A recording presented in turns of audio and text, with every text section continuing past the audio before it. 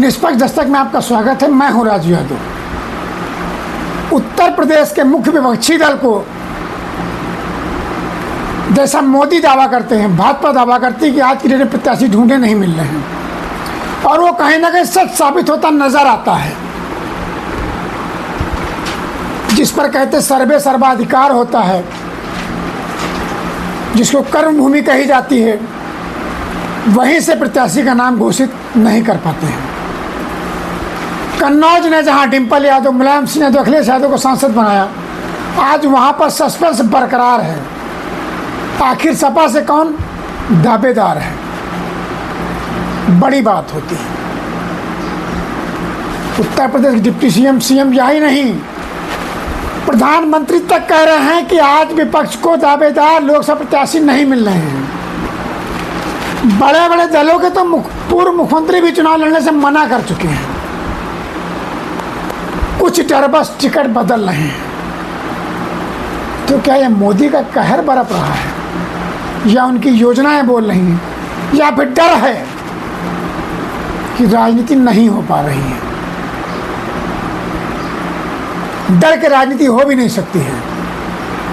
और रामराज की परिकल्पना भी रही है कि भय बिन होए न प्रीत। आप समझिए कि क्या करना होगा। उत्तर प्रदेश के कन्नौज लोकसभा तक अभी तक प्रत्याशी घोषित नहीं हो पाया है, और वहां की जनता की मांग है कि अखिलेश यादव यहां से प्रत्याशी बने। कल की मीटिंग भी हुई जिस पर कहा गया कि यहां पर प्रत्याशी घोषित की योजना बनाई गई और योजना होगी, लेकिन अखिलेश यादव उस बात को टाल गए और ये कहते हुए टाले कि कन्नौज मेरा घर है और अपने घर को कोई नहीं छोड़ता है। फिर भी वहां से प्रत्याशी की घोषणा उन्होंने कहा कि नवरात्रि में की जाएगी। रही बात बदायूं की, बदायूं में पहले सपा सुप्रीमो अपने चचेरे भाई धर्मेंद्र यादव को प्रत्याशी बनाते हैं। कुछ समय बाद वहां का गुड़ागड़ी देखते हुए धर्मेंद्र यादव को आजमगढ़ रवाना कर दिया जाता है, और वहां से चाचा शिवपाल यादव को प्रत्याशी घोषित किया जाता है। भतीजे का आदेश था, चाचा को स्वीकार था, लेकिन अंतःकरण से कहीं ना कहीं कुछ तो था।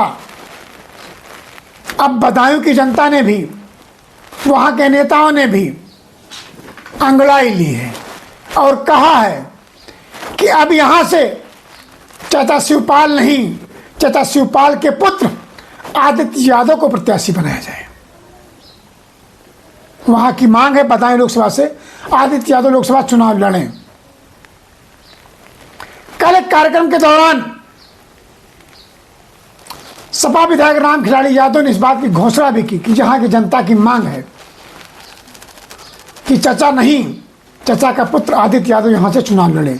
उस मंच पर चाचा शिवपाल भी विराजमान थे, धर्मेंद्र यादव भी विराजमान थे, और सबने मौन स्वीकृति भी दी, मुस्कुराहट भरे कहा कि हाँ, वास्तव में यहाँ की जनता की मांग है।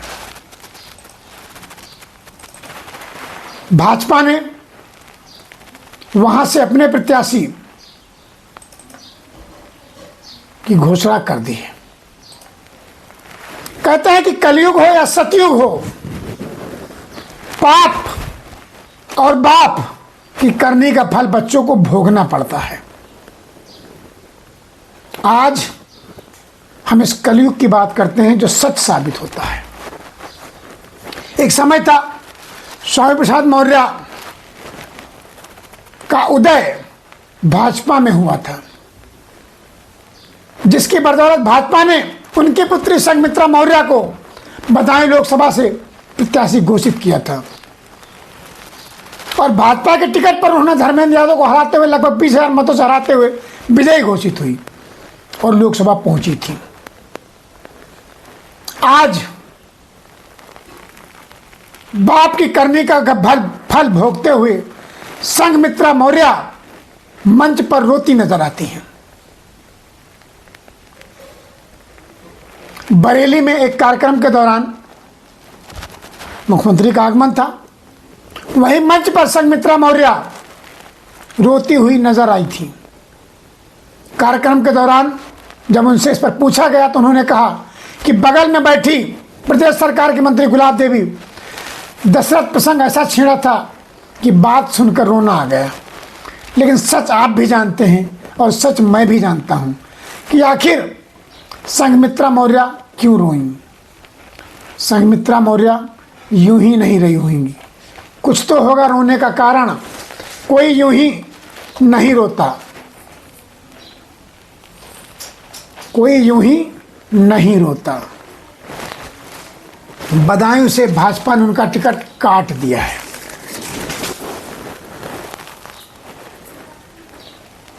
जिसकी तकलीफ उन्हें दिल से है, मन से है, तन से है और कहीं ना कहीं बाप की करनी से भी है। प्रभु श्री राम पर जो टिप्पणी उनके पिताश्री ने की, उसकी वजह है कहीं ना कहीं संघमित्रा मौर्य का टिकट कटना। बदायूं लोकसभा से भाजपा ने अपने तेज तर्रार नेता दिग्विजय सिंह साग को प्रत्याशी घोषित किया है, जिनका मुकाबला शिवपाल यादव से है। जबकि शिवपाल यादव अभी वहां से चुनाव लड़ेंगे नहीं लड़ेंगे ये कुछ स्पष्ट नहीं है।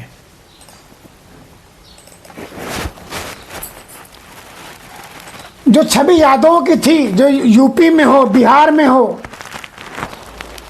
मुलायम सिंह यादव हो, लालू प्रसाद यादव हो, जो यादवों की छवि बनाई थी, उसकी काट अब भाजपा ने निकाल लिया है।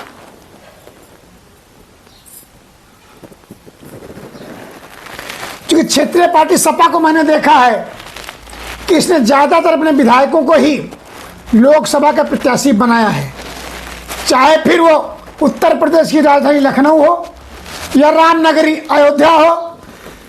बैट बनाने का हब मेरठ हो, जिससे बाउंड्री पार होती हैं, वहां का भी यही असर है।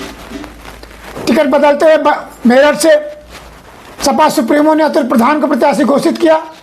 वहीं लखनऊ से रविदास मल्होत्रा हैं, रामनगरी अयोध्या से अवधेश प्रसाद हैं, तीनों विधायक हैं। बदायूं से शिवपाल हैं, वो भी विधायक हैं। अगर ये जीतते हैं तो वहां विधायकी का उपचुनाव होगा, उसमें क्या होगा आप समझ सकते हैं क्या होगा। उपचुनाव कई बार आप जानते हैं किसका होता है। या फिर कहा जाए क्या क्षेत्रीय दलों के पास एक लोकसभा से एक ही प्रत्याशी होता है, उसके विकल्प के रूप में या जो विधायक बनता है उसके विकल्प के रूप में 4, 5, 6 दावेदार नहीं हो सकते हैं। तो कहीं ना कहीं उभरते बड़े नेताओं का अभाव भी है और इसका खर्चा भी बढ़ता है। रही बात जो था कि यादवों पर सपा का कब्जा था, उसकी काट अब मोहन यादव के रूप में भाजपा ने निकाली है। अब देखना है मोहन यादवों का मन मोहते हैं या नहीं मोहते हैं, ये वक्त तय करेगा। लेकिन भाजपा ये मान रही है कि मध्य प्रदेश का मोहन यादव को मुख्यमंत्री बनाए जाने से कहीं ना कहीं यादव भी भाजपा के प्रति आकर्षित होगा। यह भी सच है कि यादव सच के साथ होता है, सच की लड़ाई लड़ता है, सच के खिलाफ नहीं होता है। और जहां संघर्ष की बारी होती है वो सबसे आगे बढ़ चढ़कर हिस्सा लेता है। कि खबरों के लिए आप देखते रहिए निष्पक्ष दस्तक।